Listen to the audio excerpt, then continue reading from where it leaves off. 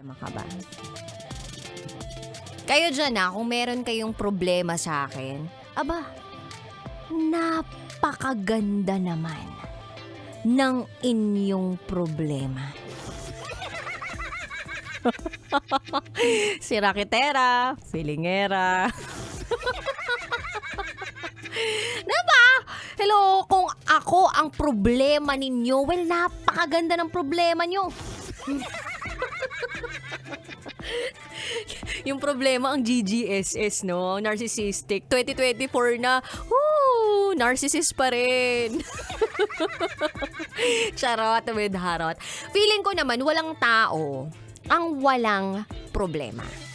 Doon ako naniniwala. At naniniwala ako na iba-iba tayo kung paano mag-handle ng problema.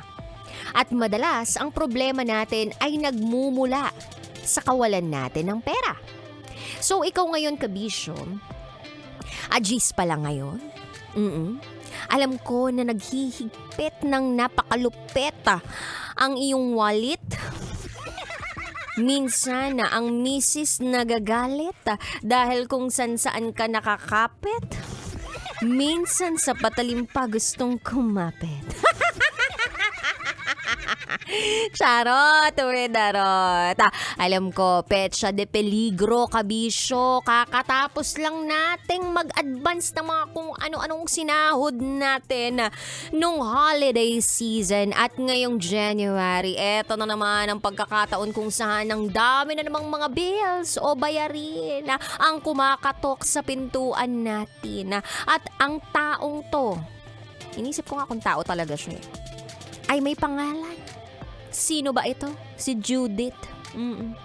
Judith, kailangan talagang bayaran kasi kung hindi, mapuputulan. Judith. Corny ko ba doon? Sorry Sige, palitan nyo na ako. Wow! Charot! Widarot! Anyway, kabisyo, I hope na dumami ng dumami ang racket mo. I hope makadiskarte ka. And I hope tumaas ang sahod mo. And I hope lahat ng problema mo ay hindi mawala. Hindi naman mawawala talagang problema again. Pero nasa kanya-kanyang pag-handle lang yan ng problema. Sabi nga nila, pag nagpadala ka sa stress, papangit ka. So anong gagawin mo? Solusyonan yung problema? Humanap ng solusyon sa problema? Or malugmok sa problema? At kapag ikaw ay na-stress, papangit ka. Pag pumangit ka, walang magkakagusto sa'yo. Pag walang nagkagusto sa'yo, paano na lang yan? Anong mangyayari? E di mangangati ka. Charot! Hanggang sa magkasakit ka na. Hanggang sa iyon, mamamatay ka na. Wow! Oy, charot lang, Widaro. Ito naman, kinukulit lang kita ngayong afternoon na Tetsu. Hindi ka naman mabiro dyan. Huwag ka masyadong seryoso. Dapat ako lang yun.